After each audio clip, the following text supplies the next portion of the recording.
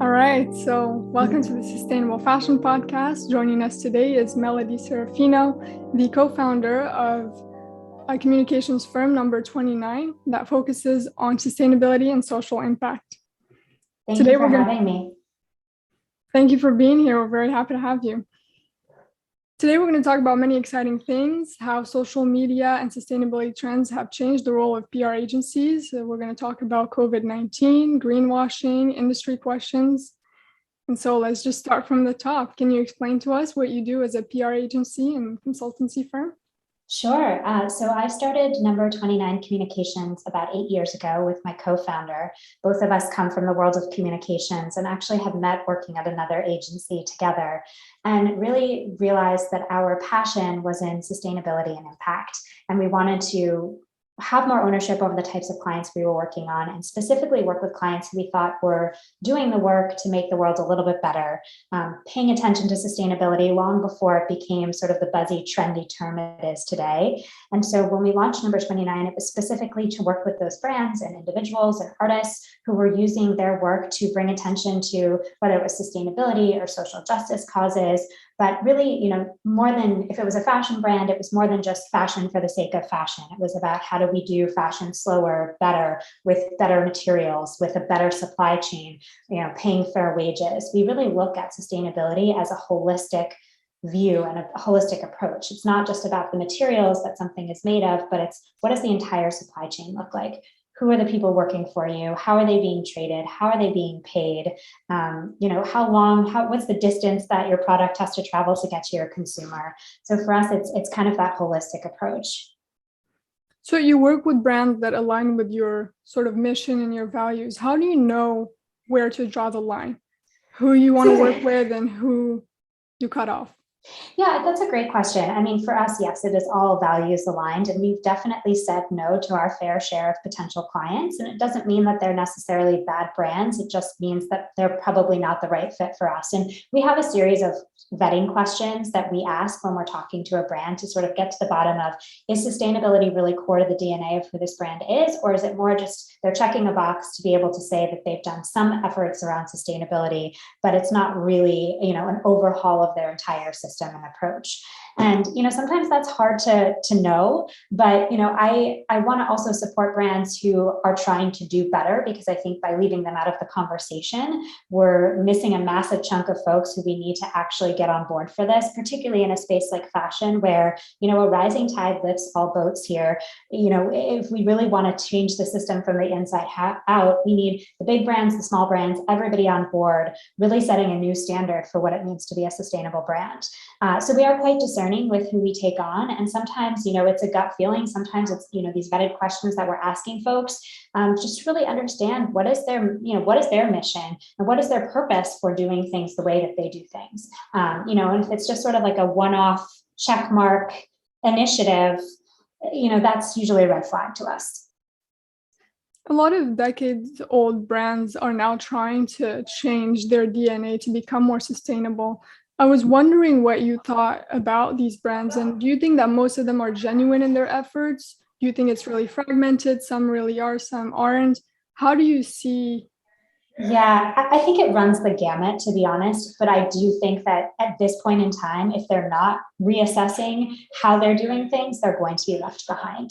I mean, the truth is it's much easier for smaller brands who have sustainability and impact built into the core of their DNA to do better. It's, that's what they're built on. But it doesn't mean that bigger brands can't start to steer that ship in a new direction. It just takes a lot longer for them because you have years of bad behavior that you've got to transform throughout the supply chain. So I think, any brand that's trying to do better is great. It's really about transparency. No one has it 100% figured out. That's okay, but let us know what you're doing, where you're not up to speed, how you're getting there. Show us that progress, because I think what we often see with some of the big brands is big, PR around commitments and goals, but it's hard as a consumer to understand what does that actually mean in practice. So you are setting this goal for the next 10 years, but how are you actually achieving that? What are you doing along the way? And, most people we don't have PhDs in sustainability. So as a consumer, it's hard to know who's doing it right and who's just putting marketing language out there. So I think pulling back that curtain a little bit for folks and really showing them, here's what we're doing with our supply chain. Here's what we're doing with our materials. Here's how we're thinking about, how many seasons we might have for a particular collection. And so I want all brands to feel like they can be a part of this conversation, but they also have to understand that this is a long-term commitment. It's not a short-term, one-off initiative. And I think your point about transparency is really good, because it's the only way we're going to talk about these things. It's sort of like how Reformation sort of puts out all those, even the amount that they pay their workers. And I know that you worked with the brand Veja that pays twice the amount for the rubber. It's sort of like, how much is fair trade? How much should you pay for it to be fair? And I think unless we actually put those numbers out and talk about it, we're not gonna.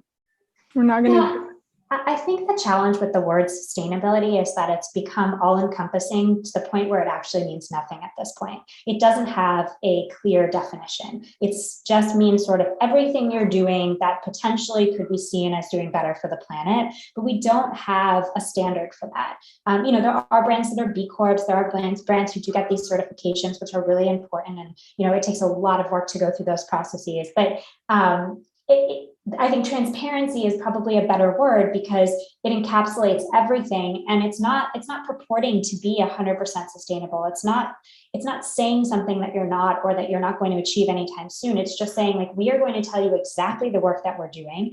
We know it's going to take time. We're going to bring you along for that journey, and we're going to make mistakes along the way, but we ultimately, it's all in favor in this effort of doing better. I totally agree with you, but then that brings up the topic of greenwashing, and it's like, how do you compete then if you're fully transparent? You have these brands that are claiming to be all these things that they're not exactly.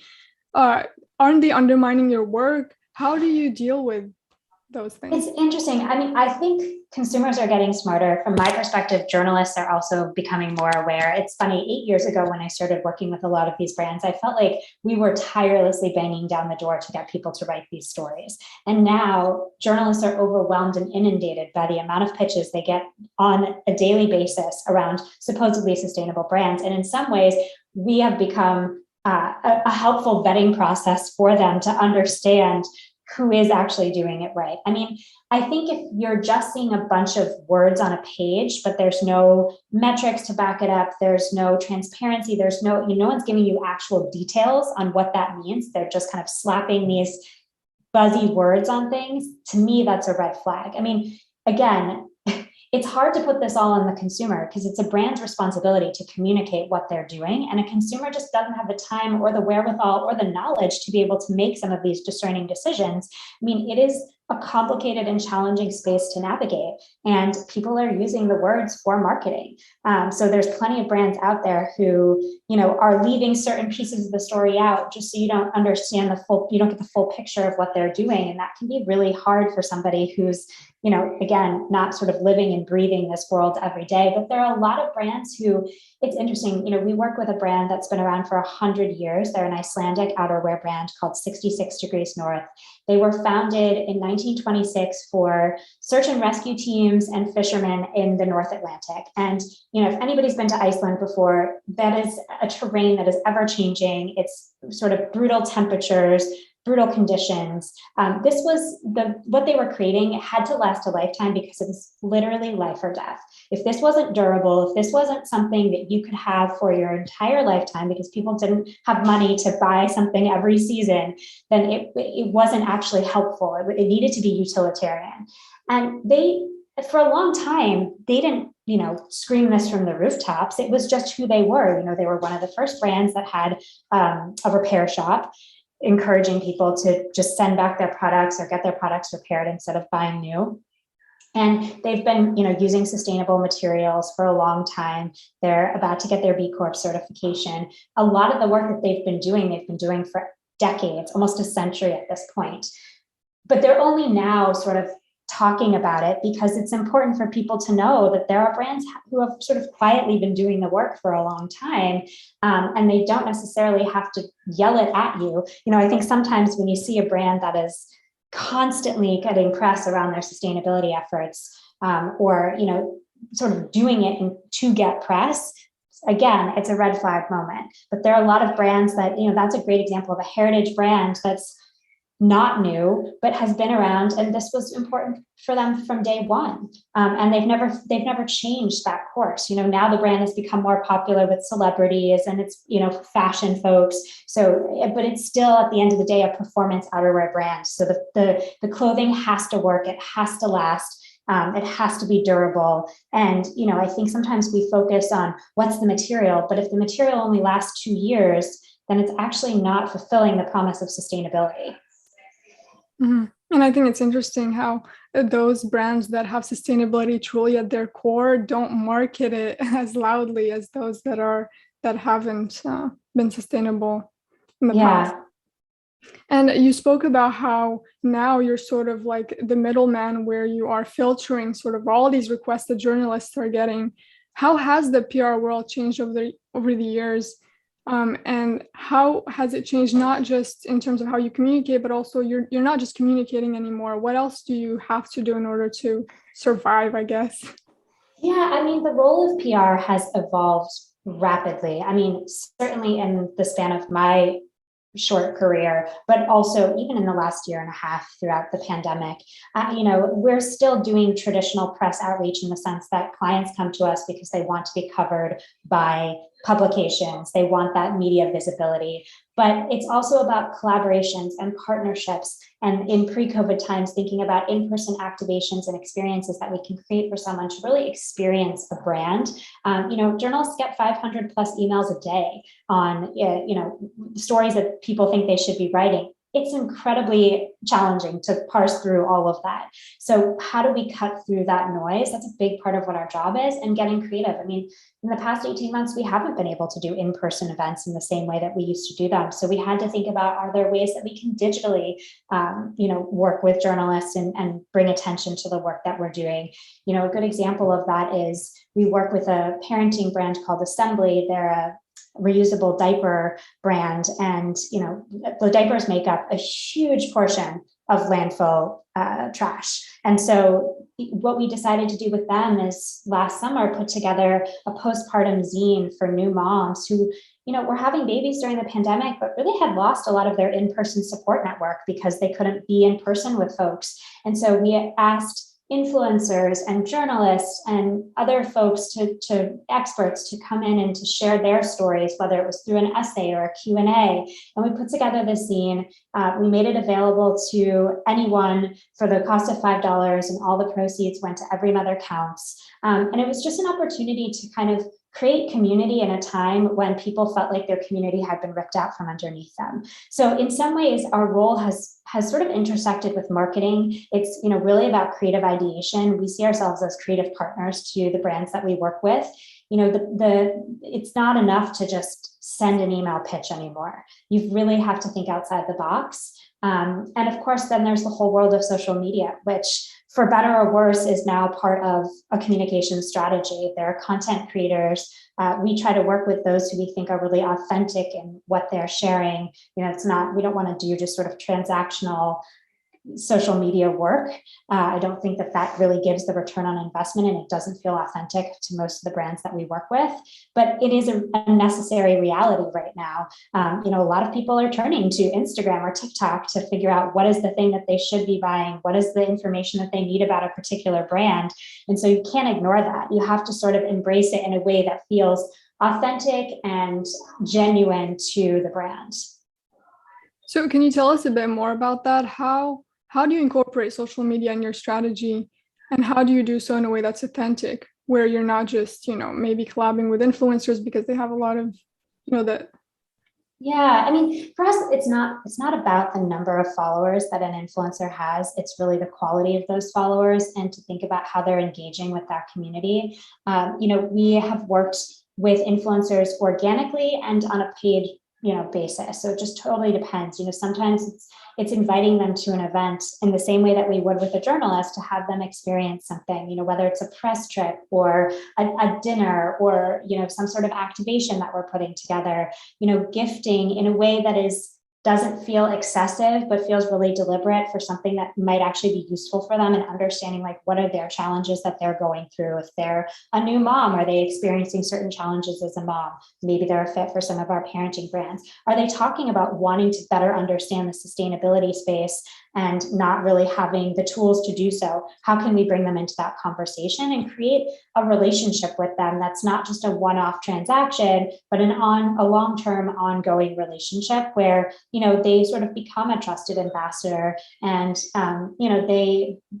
it's not just about like reading from a script that someone sends them, but really truly embracing the ethos and values of a brand.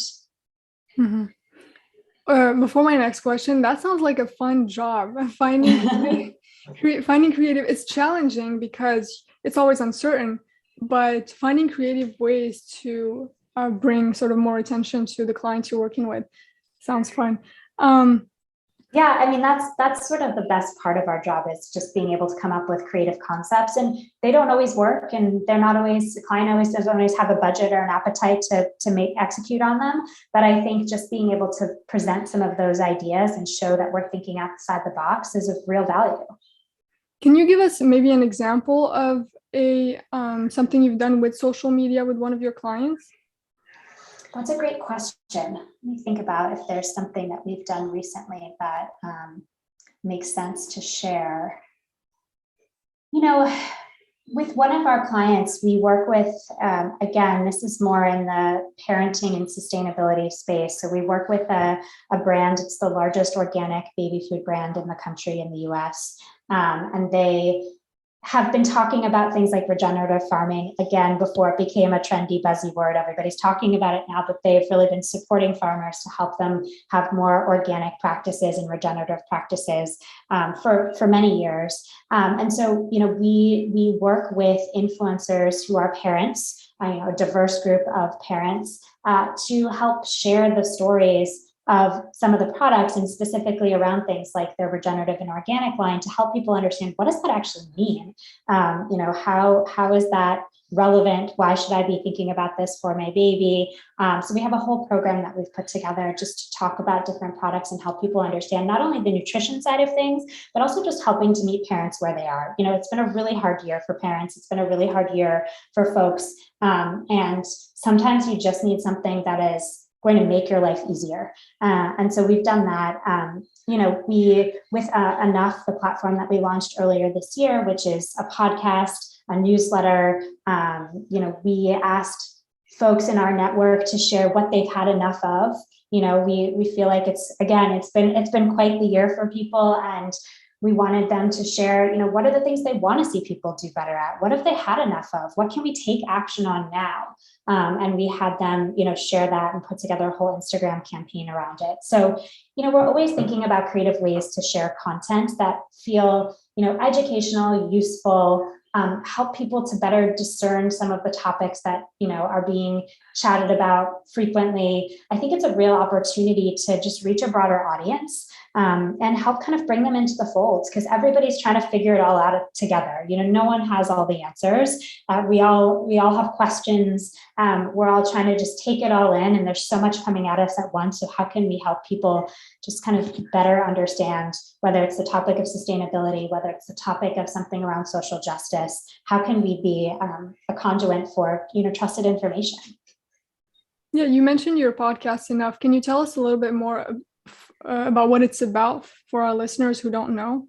Sure. So, this is something that has been in the back of our minds for a long time. We didn't actually launch it until into the pandemic. It just seemed like the timing was right. But for us, it was really an opportunity to bring attention to the solutions makers, the people who are on the front lines of change. They don't always get the big splashy stories, but they're doing the work.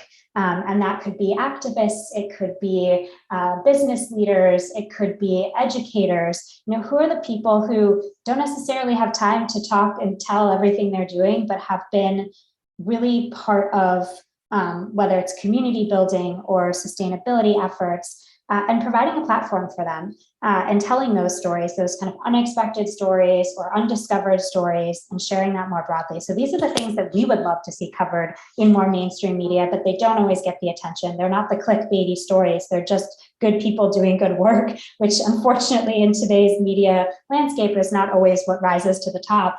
And so we wanted to give them a platform and give them a voice. And it allowed us to also sort of, be curators of this space, and sort of share what we're seeing with other people. They're not, the people that we interview and that we feature are not necessarily our clients. In fact, most of them are not. They're just people we really respect and admire. And we feel like it would really be helpful for other people to hear the work that they're doing. And so, we've interviewed artists, we've interviewed fashion designers, we've interviewed photographers. It really kind of runs the gamut of the types of folks that we've had on the show. But it's really like, what are the questions we would want to ask them? We get 45 minutes with them to be able to hear all about the amazing work that they've done. And now we get to share that with the world. Mm-hmm. So this might be a complicated question, but I do want to hear your thoughts on it. Can you tell us some of the best actionable advice that you've been given by these guests that you have on? Advice for individuals or for organizations about what they can do better? That's a great question. I think that it's we live in a time where it feels very overwhelming. We know we need to take action, but it's really hard to understand how you can take meaningful action. You hear climate, that's a really heady topic. Feels like we have no power to make real change if we're not scientists, if we're not, companies who can cut back on our emissions. And yet there is so much we can do. And so, I think the people who have come on and just said, pick one thing and make that your thing. You don't have to be everything to everybody, and you don't have to tackle every problem. It's completely overwhelming, but pick something that you can just really lean into and dedicate, set a goal for yourself. I think that that's probably the best advice because, if I think about through the course of the day, all of the different ways that I could do better when it comes to sustainability, I wouldn't get through the day. I mean, it's so much to take in. But if I think about one thing that I can consistently do every day, and then maybe over time I can add other pieces to that. But I think just being more cognizant of the impact that we have on the world around us is really important. And, I think also just doing it authentically and thoughtfully and meaningfully. We talked to Chris Burkhardt, who is a Nat Geo photographer, a filmmaker. I've been following his work for years. He's got a huge following on Instagram. He is out in nature. He is seeing firsthand how climate change is impacting nature because he's been going to some of these far-fetched places for, over a decade at this point, and he's seeing what devastation looks like in real life. And yet he still is hopeful and he still is optimistic.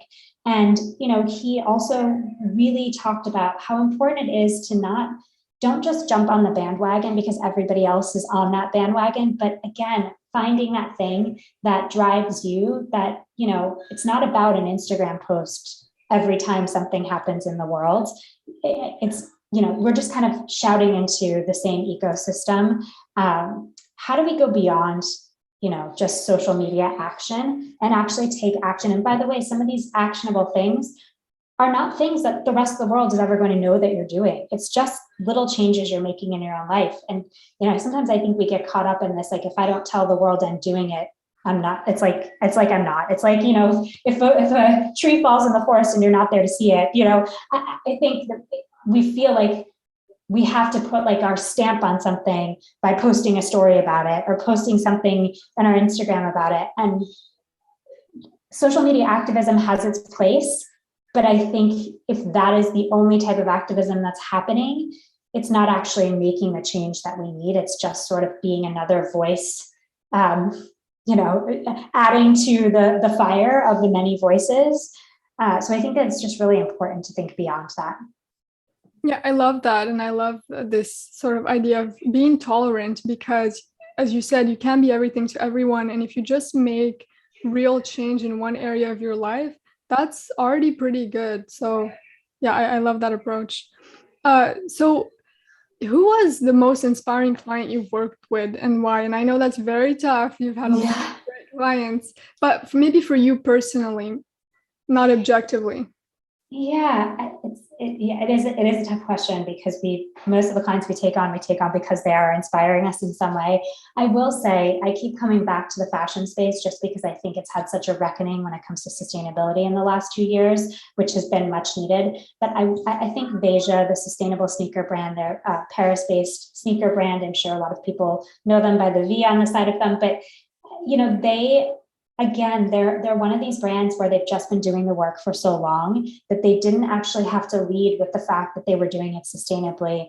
It feels like they're everywhere now, but we've worked with them for 6 or 7 years. When they first came to the US, it's 2 founders who are so committed to making sure that what they're producing is doing the least amount of harm. And they're working with communities to make sure that they're paid well so that they don't have to, they're working with the rubber tappers in the Amazon so that they can make a fair and living wage so they don't have to be logging and, destroying the forest. They're giving them other opportunities and alternatives. And, they're doing it in such a humble way too. So I would say that from a fashion standpoint, they're absolutely the leaders. They aren't afraid to try things differently, and they also don't feel the need to tell you every time they're doing great work. And I really respect that about them. They're just doing it. And it's sort of like you just keep peeling back the onion and finding more and more incredible things that they're doing. We work with the TED conference, which has been around now for 30 plus years. So being able to be in the room with some of those speakers who are sharing their ideas, whether it's around an innovation, whether it's a personal story. I'm actually headed to TED's first in-person climate summit in Edinburgh next week, where they're going to be bringing together leaders, so youth activists and business leaders and journalists, to be talking about what are the solutions that we can start to implement now to really address the urgency of climate change. I find that they're constantly just thinking about what are the topics, what are the things that are kind of in the zeitgeist that are important to share with folks. And we've been working with them for a decade at this point. So I've really gotten to see their evolution as a media brand really at this point, beyond the conferences themselves, but really as having a long reach for folks to help them understand new themes, new topics, educate them on things, but in a way that's inspirational, aspirational, doesn't feel like you're sitting in a classroom and it's not academic. And for Veja, what do you think made them a successful brand? Do you think it was the sustainability trend that picked up, or do you think it's really their product was great and the sustainability was just a side thing that people... So I think it's funny because Veja has been around now for almost 20 years, which I think surprises a lot of people. I mean, they were very popular in Europe before they ever came to the US. So they have longevity. They're not a brand that just started 5 years ago. I think, listen, they married that combination of chic and fashionable with sustainability. So if you're a person who just wants a really cute, comfortable shoe, you'll go to Veja, and the sustainability part of it is kind of like icing on the cake. If you care deeply about sustainability, but you also don't want to sacrifice fashion, they're your brand. I think they appeal to a lot of different types of consumers. So I think that, and I think also they've never really shoved the sustainability messaging down people's throats. So there are some folks I think that probably wear Vejas and have no idea that they're doing the sustainability work that they're doing. They just think, here's a really cute shoe, and I've seen a lot of people wearing them. And that's fine if more people are making the choice to buy a better sneaker. Yeah, no, I love that. When people don't even know it's sustainable, it proves that the product is really good, and sustainability is just built into their DNA. It doesn't have to be the thing that makes the product sell. Yeah, I mean, one of the first pieces we ever got for them was actually in Wired magazine, which seems like maybe a counterintuitive place to tell a story about a sneaker brand, but it was actually breaking down what makes a shoe sustainable. What are the elements of that for people? Because I think that is something people don't know. But by the same token, they can also be in vogue, so I think they just have broad appeal. Yeah.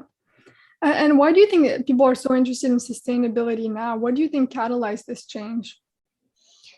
I think that there is a younger generation of folks who are really committed to some of these topics. I mean, this is a long time coming. People have been talking about doing better by the planet for decades. It's not new, but I think it's moved more into the mainstream, whereas it used to be seen as sort of this fringe community of folks who were part of NGOs and nonprofits and protests, and now it's really gravitated to much more mainstream conversation, which I think has made it feel much bigger and much more urgent.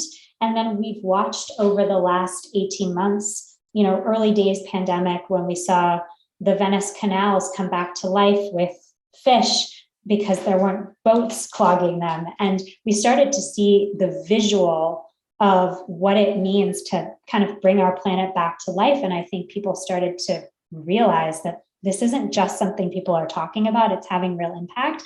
The topic of sustainability and climate is a tough one because for most people, unless they can see the personal impact of it, a lot of people if it doesn't personally impact them, they're not thinking about it. But I think that there are people who have really put pressure on brands to do better. As brands hire younger folks, they're asking questions. They have different set of expectations. They want to work for companies and organizations that they feel good about, that they feel like align with their values. And so they're not sort of just sitting back and just saying, well, it's a job, I'm just going to do it. It's like they actually want to see the change. And so I think there's been a lot of impetus. And so brands are responding. I mean, one, money talks. So if people are not buying a product because they feel like it doesn't align with their values, that's going to get them to perk up. And then if they have trouble retaining young talent because they want to work for brands that are more mission aligned or mission driven, these are the things that unfortunately it kind of takes these big moments to get people to pay attention. And then, of course, when you're a brand and you see your competitor starting to really think about this and talk about this and do better than you are, that's incentive. So I don't know if there's like one clear moment that sparked all of this. I think it's a history of bad behavior that people have been pointing out for years, but sort of crystallized as we have a new generation who has been very clear and vocal about, we don't have to buy things if they don't align with our values. Like, it doesn't matter to us. We're not a consumer generation in the same way that even some of the millennial generation, which I'm a part of, grew up as more of a consumer generation.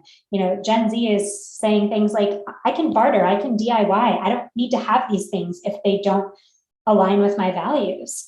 And that gets brands to perk up. And now I think they look like dinosaurs if they're not making change. They're just going to be left behind. And maybe for some of them that's okay. And maybe for some of them, like, this is the end of the road for them. But I think if they want to be sustainable as a business, they have to take this seriously. And I think also sustainability, it's like, why not? It's a fun challenge. What do you have to lose in trying to make your products more sustainable? I also think that they don't recognize that there is a long-term bottom line benefit, right? I think exactly. Sustainability, a lot of people used to think, I have to spend all this money to get all this technology and I'm never going to recoup that. I mean, it comes down to capital, right? At the end of the day. But I think that the upfront investment, the long-term investment is going to yield better results. And we have seen time and time again now successful brands who can be financially successful and also be good for the planet and think better about what they're doing in terms of their products and their output. So it doesn't have to be this dichotomous thing. I think we were kind of served this misinformation about how if you're more sustainable, it means somehow you're less of a brand or you're not going to be as successful. And we've seen that the paradigm has shifted, and that's not the case at all.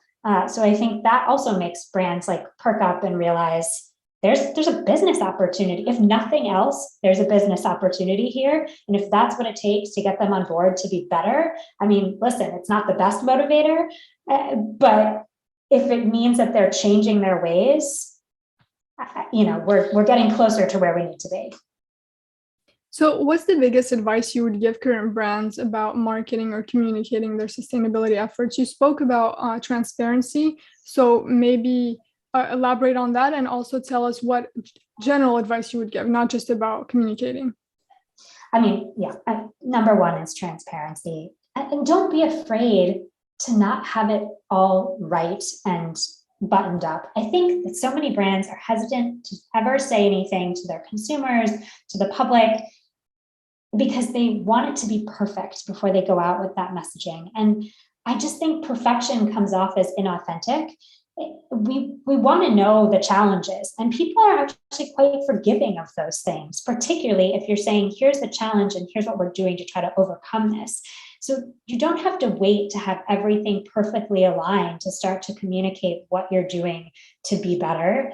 I think that really hamstrings a lot of brands, particularly big brands, because they have shareholders. And if a public company knows that the minute they say something, that impacts their stock price, right? So they are very, very buttoned up on what they're going to say for fear that it's going to have huge financial ramifications. But I just think we live in a different time where people want to hear the truth. They want to know, they want to be able to trust what you're saying and what you're doing. And if you're hiding things, the assumption is you're not doing anything. So I think it's better to, obviously, you don't have to, there's certain things you don't need to share before you're ready, but I think that transparency is super, super key. And also just, it's a long-term commitment is what I would say to brands. You have to think about this as a lifetime commitment for your brand. This is not something that you decide to do today and you think, okay, in the next 6 months, this will be checked off the box. We've done it. We've accomplished it. It's time to move on. This has to be in every piece of your business, and it has to be for the long haul, or else it's not making meaningful change. So I think a lot of people just want that quick, immediate sort of initiative that is going to get them, the splash that they want, or make it look like they're doing the right thing. But this is not going away. This is a forever commitment. And if you're not willing to make the forever commitment, then you need to really step back and think about, how, to me, then it's not authentic. Have you seen or worked with brands who have shown that sort of transparency where they were like, this is what we're doing, but this is what we're still working on, and that they've gotten a positive response from the public? Because I cannot think of any brand that has done that, where they're like, we are falling short here, but we're doing this. I mean, I think that there are brands out there that actually allow you to sort of track, the factories that they work with on their websites. They bring you along. Most of the brands we work with, they're not saying we're 100%, we've got it 100% right. They're saying, this is what we're doing. This is what our goal is. This is how we're getting there. I haven't seen a lot of the big brands do that, to be honest. But I think the smaller brands have much more of an appetite for that. And they are willing to sort of, Veja, you can see Veja's supply chain and factories on their website. So they are sharing that information. They released a carbon emissions report that was unlike what most brands emit. They said, you know what, it's going to look like we have higher carbon emissions because we don't just think about our emissions. If we're sold on a third-party website, most brands don't actually track that. They say that's the third-party website's problem. That's their emissions. But Veja says, no, that's ours because it's our product and it's, our sales funnel. So we might actually look like we have more emissions than other brands, but that's because we're truthfully sharing the entire universe of how we're getting the product out the door.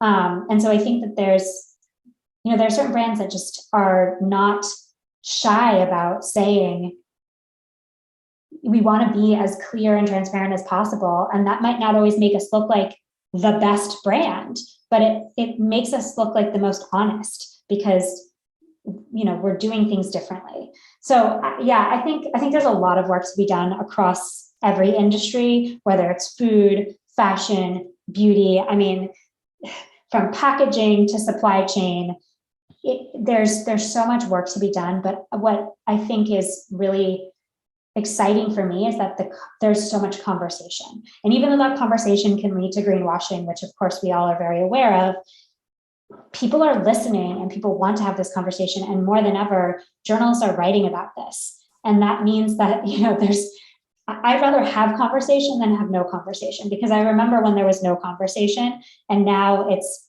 people care, and they want to share the good work of brands. They want to better understand what some of these terms mean. And I think that, we're still on this journey, and we still, we don't have it all figured out. We don't have it all right. It's going to be messy, but I don't think there's any going back at this point. I don't think we can stop having this conversation and say, okay, well, we checked that off. It's good. We're good. Like, move on to the next issue. I think now this will forever be a part of brand accountability. And so how can consumers tell when brands are greenwashing? What are some signs? I think using vague language without backing it up is a clear sign, right? So if you're just saying, we're fair trade, we're sustainable, I mean, what does that mean? We're sustainable because we, use recycled packaging, we do refillable, products. What are the steps you're taking? I think just using the eco-friendly, green, all of these things mean absolutely nothing if you don't actually share the details of what you're doing to make them that way. There's just a lot of confusion around that terminology. So I think if a brand is using it, but not giving you any concrete evidence of why they're calling themselves that, that's probably the clearest call out. Mm-hmm. Yeah. And you mentioned earlier that you were trying to think of ways to sort of engage in the work you do, but more virtually because of the pandemic. Do you think that that's going to last? You're going to sort of keep the digital strategy, or is in-person still a priority for you? I think it's going to be a combination. We just came back in our office last week after being out since March 2020. We are here on a hybrid model. I think that there inherently is value to doing things in person. I think we all felt very drained. We all had Zoom fatigue. I think early days pandemic, it was the only way we could communicate. So everything was online, but very quickly you saw the drop off in terms of participation. I think that there's just nothing to replace that in-person connection and engagement. But I do think that there are ways to have a hybrid model. I mean, there's still ways you can do things creatively digitally.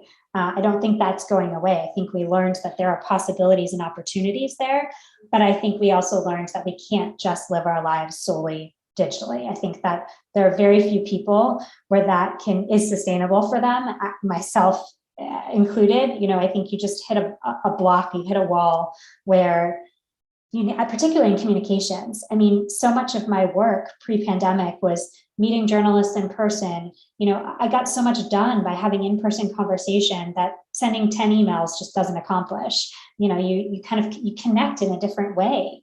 And when that was all ripped out from under us, of course, we had to pivot quickly to figure out how we filled that void and still delivered for our clients. But I think there's a real appetite to safely do things in person again. And it's been a stop-start for us. We did a few events over the summer when COVID numbers were low here in the US, and then we kind of put a pause on it. And now that we're going into the winter and things have to happen inside, I think it's case by case, but I don't think that the digital world for most people full time is palatable at this point. Yeah, I totally agree with you. And when I hear about work from home, I'm like, aren't you tired of being at home? My team actually was coming into the office before I was, and they put the pressure on me to say, when are we going back to the office? I have team members who we hired during the pandemic who have never worked in an office setting before. And for them, it's been a much steeper learning curve because they're not around their team members to learn through osmosis.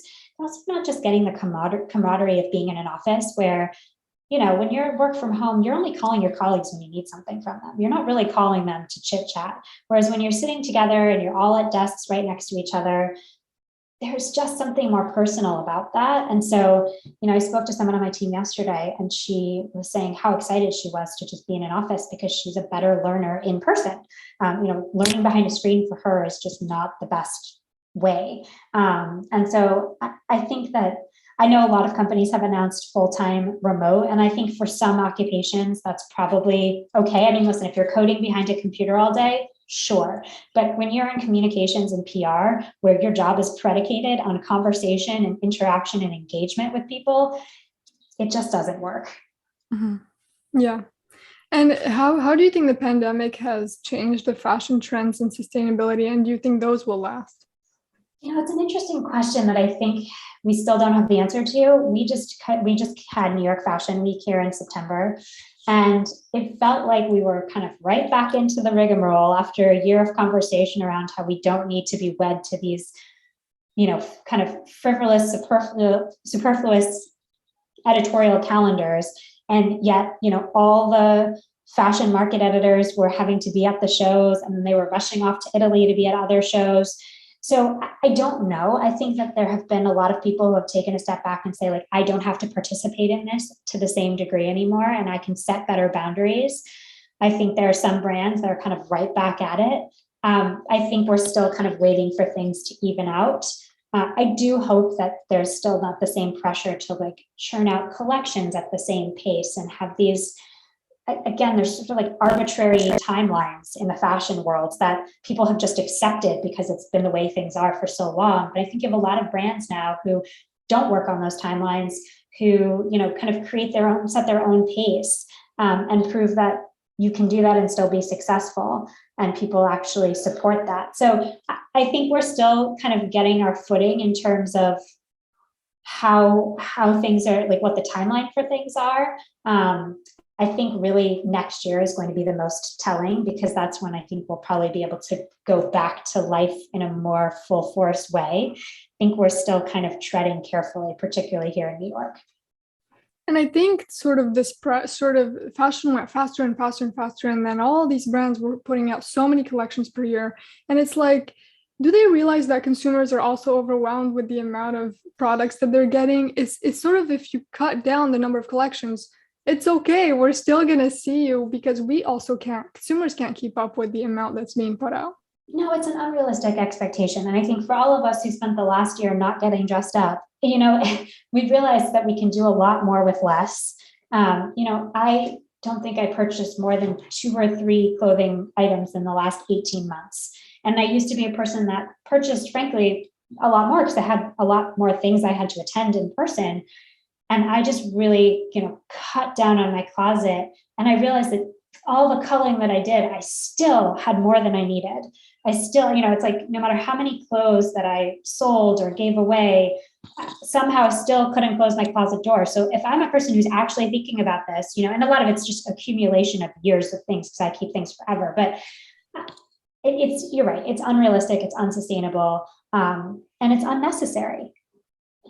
You have influencers now like Marina Testino, who's a model, and she's an influencer in the sustainable fashion space, who has a whole campaign around wearing the same outfit every day for a month and showing that, it's possible, you can do it. And she's going to all sorts of events and proving, we don't need 12 different, dresses or 12 different shirts in 12 different colors. We can really curate a collection, a capsule collection, that suits our needs.